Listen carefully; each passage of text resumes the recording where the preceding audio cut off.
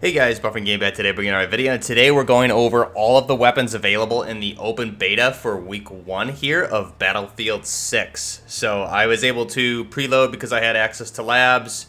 I guess I can finally say that. I know there's going to be a lot of codes going out, and I'll be doing some streams on Twitch either tonight or tomorrow too, so you should be able to get some codes from that. So I wanted to go over just quick. First off, you have the menu here, loadouts, challenges, things like that. Now there is rank ups, not everything is unlocked, so if I go to loadouts, we'll just go through the weapons that we have. We'll start with the favorites. So right off the bat, you can see you have some weapons that are available that you can use, but let's go order here of weapon class. So assault rifles, you can see some of these are going to be locked. I believe we should be able to unlock them through the beta itself, which I will be doing more footage on, and then we'll go into the gun bench and how the customization works, everything like that. But here we have the NVO 228E. Now this is the Ace 32, chambered in 7.62 by 39 millimeter.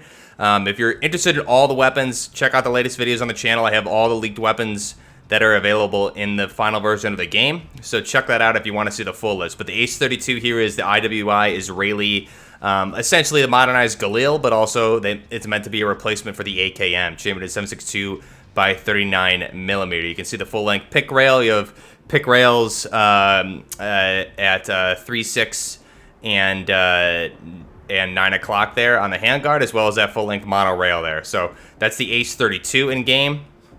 Going over to the next one, you have the B36A4. So this is the G36A4 assault rifle. This is the H&K German rifle. Everyone knows this one by now. This is the A4 variant, it appears to be.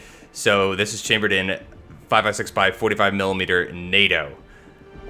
Really nice weapon there. G36, one of my favorites. Now I'm hoping when I unlock it, I am assuming barrel length will be able to edit and things like that. You can see you look like it has the it looks like it has the key mod there. I don't think it's H key on the 3 and 9 o'clock there, the handguard.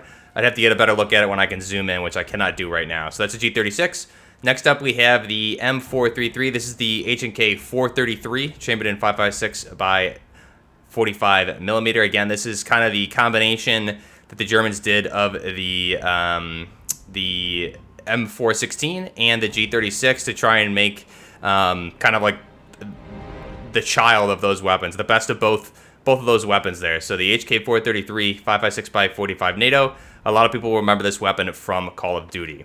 Moving into carbines. So I don't have any of these unlocked yet. Obviously, I haven't played. So carbine, carbine, depending on which side of the pond you're on. We have the M4A1. This one actually has its right name. So M4A1, no introduction needed for this. 5.56 by 45 millimeter NATO. And it looks very similar to the model from Battlefield 3, I want to say, if I'm remembering correctly. So I like the model for this. It looks really good. I can't wait to see what the customization options are, which, again, that'll be another video. AK-205. So this is the 200 series, the more modernized version of the 105 with that 12.5-inch barrel.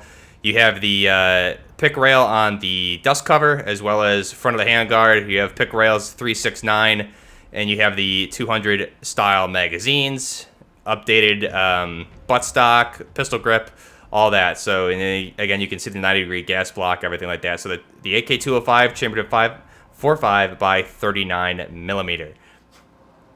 Then you have the M417A2. This is the HK417A2 Assaulter variant. I believe it's a 14.5-inch barrel if I'm trying to compare it. Maybe it's a 12.5. I don't remember off the top of my head. But it is chambered in 7.62 by 51 millimeter. This is the assaulter variant of the 417. So this is basically like a think of it as the Scar Heavy equivalent. Essentially, is how it's going to serve for the purposes of in-game. So really nice weapon here, 7.62 by 51 millimeter NATO, and it will have the ability to go full auto. SMGs, we have the Sig Sauer MPX. Now we've seen this in previous battlefields. This is chambered in 9 by 19. High rate of fire on this thing. You can see some of the damage and stats there. Rate of fire at 830 on the right-hand side. Magazine of 30. And the detail weapon stats there are really nice. So the Sig Sauer MPX looking really good there. Next up, you have the MP7A2. So in-game, the PW7A2. MP7A2 chambered in that 4.6 by 30 millimeter. The difference between the A1 and the A2 does not have the built-in foregrip for this that folds up and down. So the A2 variant there, you have the telescope buttstock there, and the full-length pick rail. MP7A2 is a great weapon. So happy to see that make a return here to Battlefield. High rate of fire also at 947.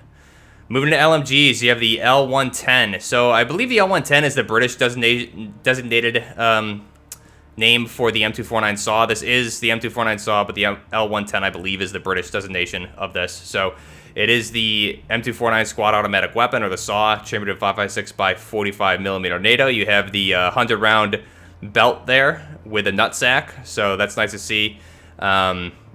Really good gun. This is one of my favorites of all time for first-person shooters. I'm an LMG guy, so love seeing the SAW come in here.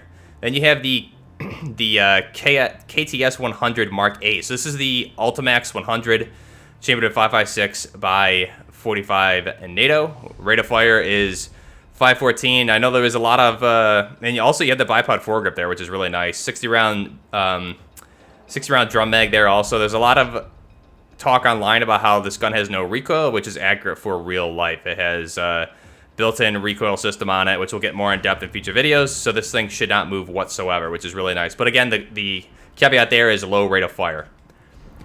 DMRs, we have the M39 EMR. So very similar to like the Mark 14 that I was talking about in one of the previous videos. But again, the Lethal Weapons video has everything that's going to be in the game, so check that out.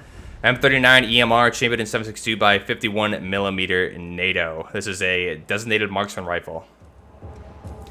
Next up, we have the SVK 8.6. So this, I did not realize this was chambered at 8.6 by 70 in the previous video, but I believe this is the SVCh in real life is the name for this. This is a Russian marksman rifle, and here it's chambered at 8.6 by 70, 10-round magazine. So very nice looking weapon. Excited to use that. This also made an appearance in Call of Duty Modern Warfare 3, I believe it was.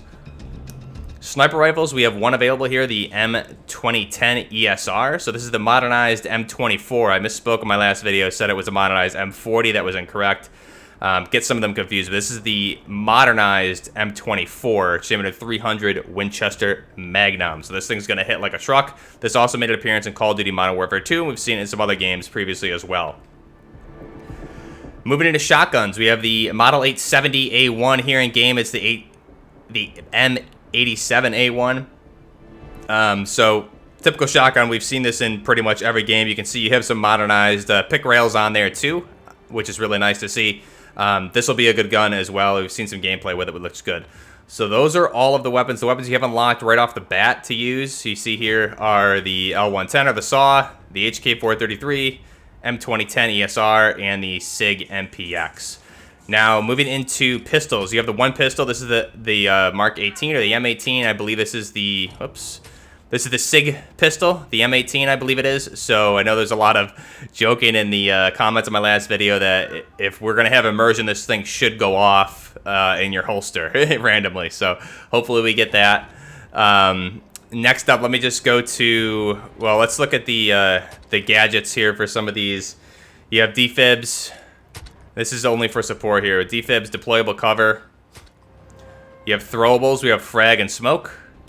And then melee, it looks like just a knife. So really quick, let me show off the launchers and some of the other gadgets here. I won't go into any more of those. I don't want this. I want this to be a quicker video. So for the launchers, we have the Stinger, surface to air.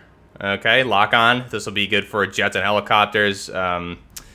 I hate people that use lock-ons because I'm a pilot for the helicopter, but good pilots know how to get around them. So excited to learn here in the beta. And then you have the RPG 7, I believe this is still the 7. I'm surprised they haven't done like an RPG. I think the 32 and some of the more modern ones, but the RPG 7 is obviously just a classic. Everyone knows what it is. So RPG 7 there, and then we'll have motion sensor mines, other gadgets like that. So just also looking at what the this is the Pax Armada faction, so you can see what the classes look like: Assault, Engineer, Support, Recon. If I swap factions, I don't know what faction this is. That maybe this is NATO or Pax Armada, but this class or faction looks awesome. So the Assault, I mean, it's just giving me like really good Really cool Shadow Company vibes. I like the black and tan mix there.